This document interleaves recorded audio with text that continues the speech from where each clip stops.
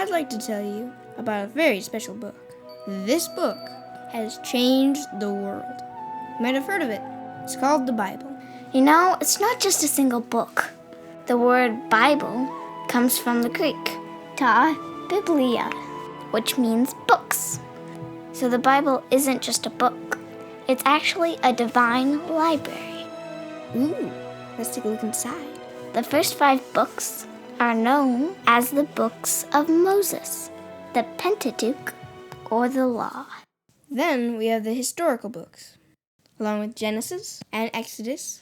These form the core story of the Old Testament. Next are the poetry books, and then the writings of the prophets. The Christian Bible also includes the New Testament.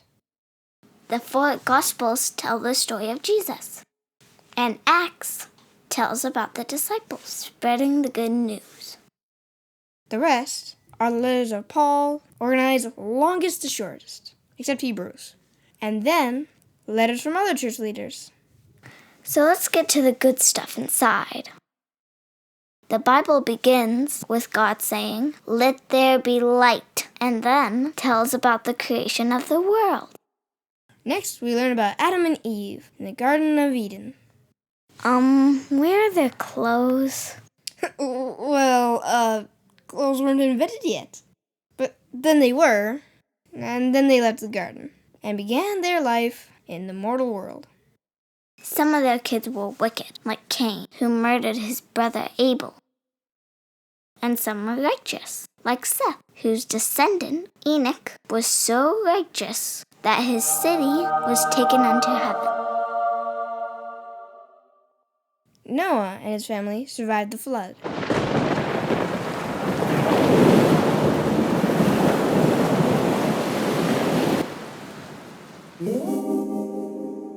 God confounded the languages at the Tower of Babel.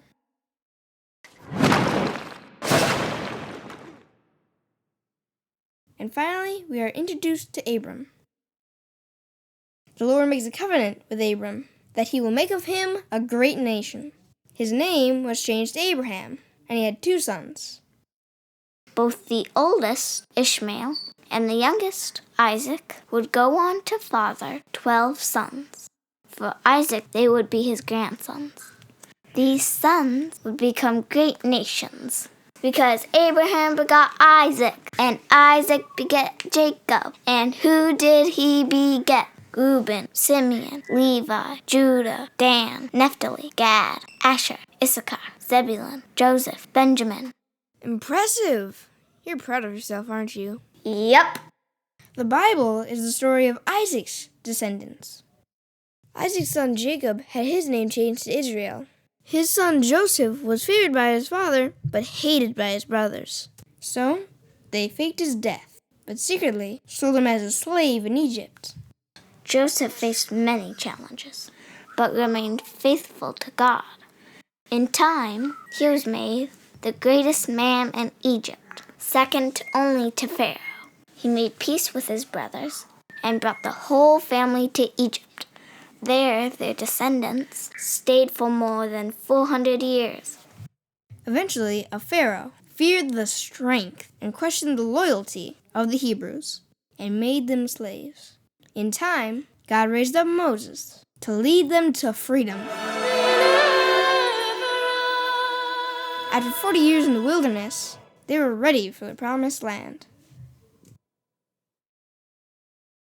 Finally, led now by Joshua, the Hebrews crossed the river Jordan and began to conquer the land of Canaan, starting with Jericho. In those days, and for about the next 450 years, Israel was led by judges, men and women called by God to help their people. But eventually, the people wanted kings, like all the other nations. God led the prophet Samuel to ordain Saul the first king of Israel. David fought Goliath and was the next king, and Solomon was the last that would rule a unified kingdom. The 10 tribes of Israel in the north made Samaria their capital. and chose Jeroboam to be their king. And Judah stayed in the south, keeping Jerusalem as their capital. For hundreds of years, the two kingdoms struggled against foreign enemies and each other. God continued to call prophets in both nations. Eventually, an enemy, the likes of which had not been seen before, swept all nations before it. Assyria dominated the land and conquered all of Israel. Assyria even conquered all of Judah, except Jerusalem.